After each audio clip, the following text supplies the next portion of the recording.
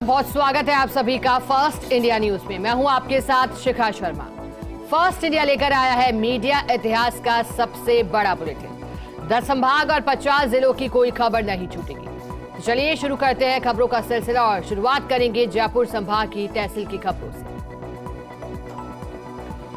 जयपुर के सांभर में पेंशनर समाज की ओर से वृद्ध पेंशनरों का सम्मान समारोह आयोजित किया गया। कार्यक्रम में 75 वर्ष से अधिक उम्र के पेंशनरों का सम्मान हुआ। इस मौके पर उपस्थित लोगों को पेंशनर्स हित योजनाओं की जानकारियां भी दी गई।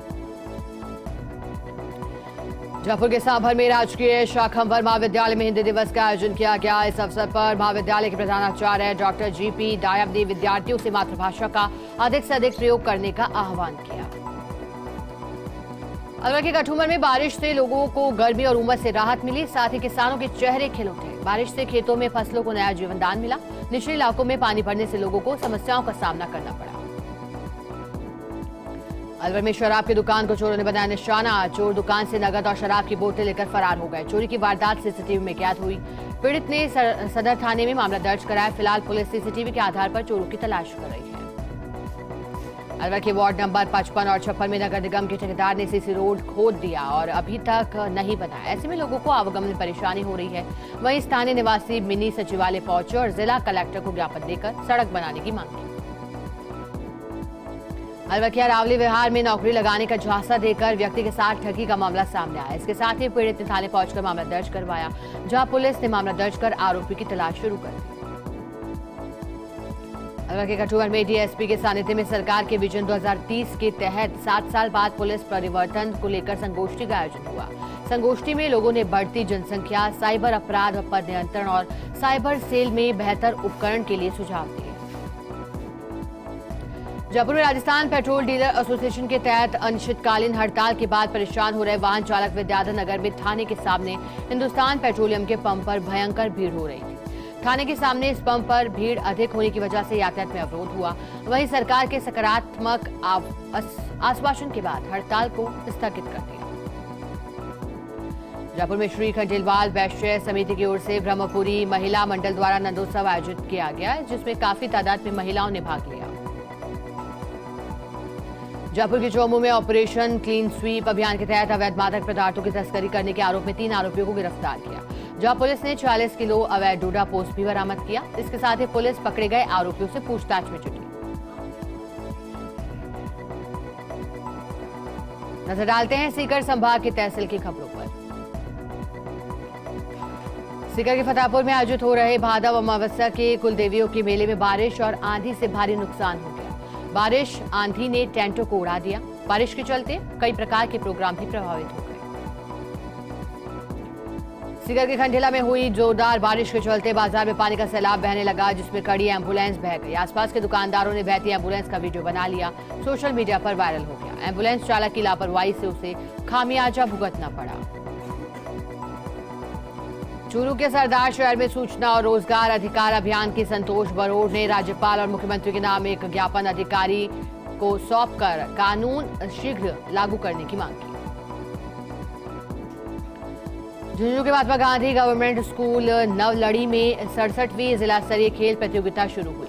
कांग्रेस अध्यक्ष दिनेश सुंडा ने प्रतियोगिता का शुभारंभ किया। इस प्रतियोगिता में 31 टीमें भाग ले रही हैं। मंडावा के मुकुंदगढ़ मार्ग पर डेजर्ट रिसोर्ट में भाजपा कार्यकर्ताओं की बैठक आयोजित हुई। बैठक को भाजपा के सीकर प्रभारी ने संबोधित किया। भाजपा कार्यकर्ताओं का हौसला अफजाई किया गया। झुंझुनू में 18 सितंबर को आएगी परिवर्तन संकल्प यात्रा। जिले में विभिन्न जगहों पर कार्यक्रमों का आयोजन होगा। मंडावा में मुकुंदगढ़ तिराया पुरानी चुंगी नाका के पास सभा होगी।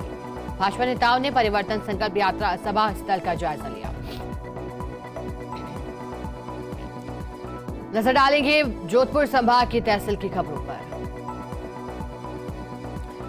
भारत में बारिश से फसलों को नुकसान पहुंचने के किसानों के अरमानों भर पानी फिर गया। जिले में दूसरे दिन भी बारिश का दौर जारी रहा। कभी हल्की तो कभी तेज बारिश होती रही।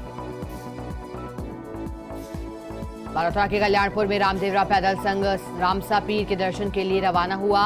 मोरूडा मामाजी मंदिर पहुंचने पर स्वागत किया गया यात्रियों का। 16 सितंबर को रामदेवरा पहुंचेगी यात्रा। जैसलमेर के फलसूर में गोडा गड़ा धाम पर भागवत कथा और महाशिव पुराण का आयोजन किया जा रहा है, जिसमें फलसून क्षेत्र के सैकड़ों प्रवचनों का लाभ ले रहे हैं। साथ ही महंतों और वंशज परिवार ने समाधि स्थल पर नवीन मंदिर बनाने का निर्णय ले लिया है। और अब देखेंगे पाली संभाग की तहसील की खबरें।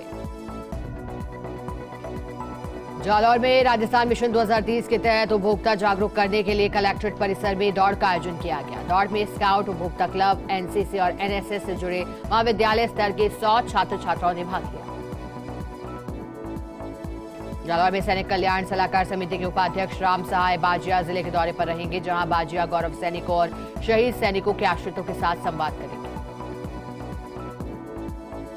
जालौर में आगामी विधानसभा चुनाव को लेकर मतदाताओं को जागरूक करने के लिए एम्बेसडर कार्यशाला का आयोजन किया जाएगा। निर्वाचन अधिकारी ने बताया कि कार्यशाला में युवाओं को पंजीकरण, ईवीएम, वीवीपैट से मतदान की प्रक्रिया के संबंध में जानकारी दी जाएगी।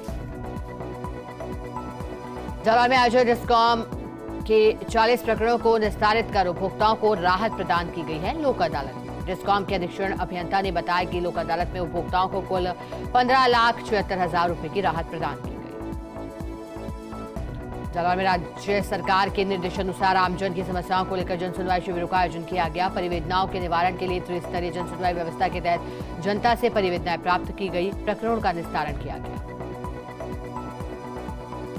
सूर्य में पेट्रोल डीजल में वैट की दरों को कम करने को लेकर पेट्रोल पंप संचालक अनिश्चितकालीन हड़ताल पर चले गए। पेट्रोल पंप पर ईंधन की बिक्री पूरी तरह से बंद होने की वजह से वाहन चालकों को परेशानी का सामना करना पड़ा। वहीं सरकार के सकारात्मक आश्वासन के बाद हड़ताल को स्थगित कर दिया गया।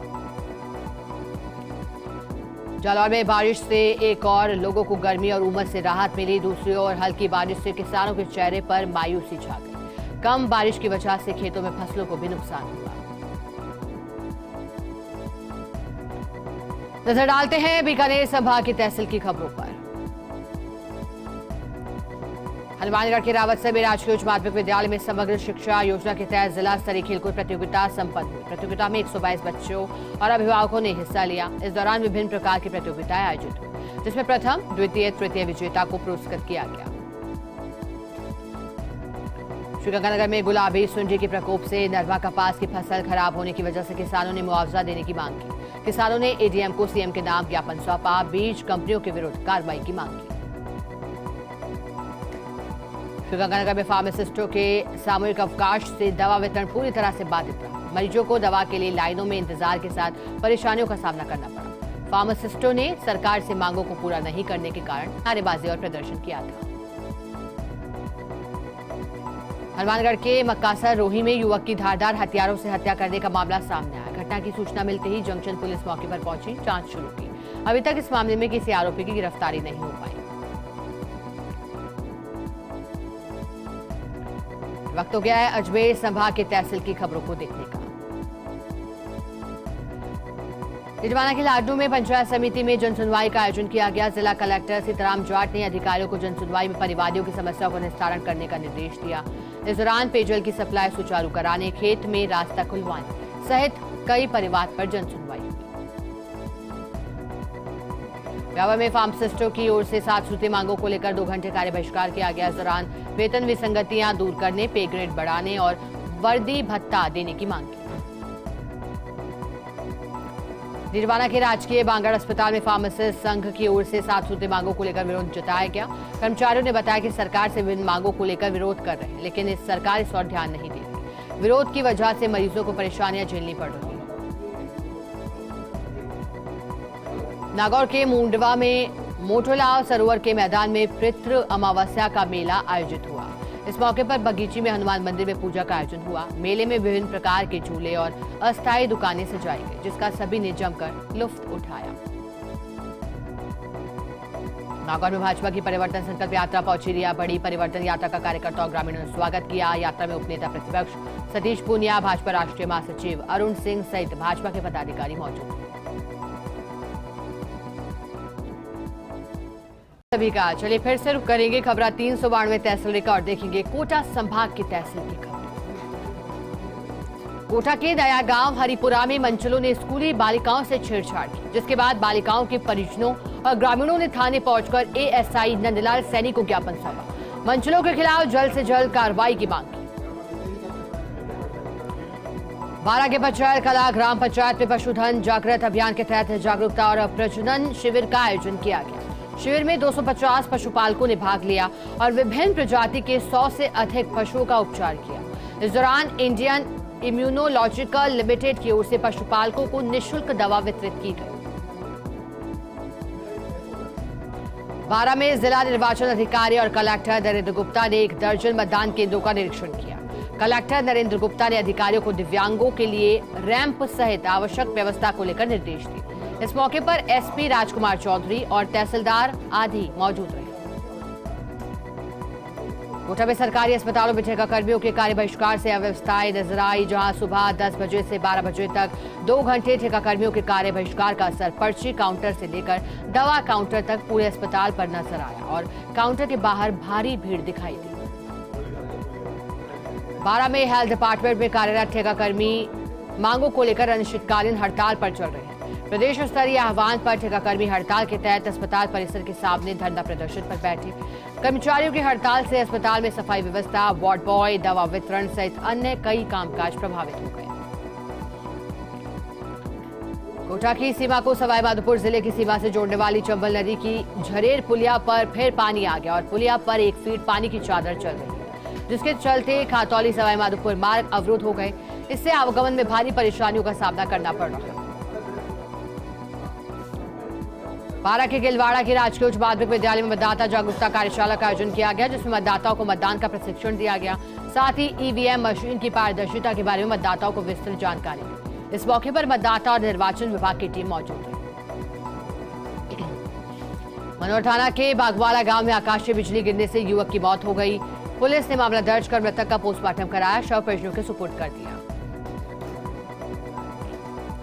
झालावाड़ के रायपुर में राज्य सरकार की इंदिरा रसोई योजना की शुरुआत की गई है। जन अभियोग निराकरण समिति सदस्य ने फीता काटकर योजना की शुरुआत की। इस अवसर पर सरपंच, ब्लॉक कांग्रेस अध्यक्ष आदि कई लोग मौजूद रहे।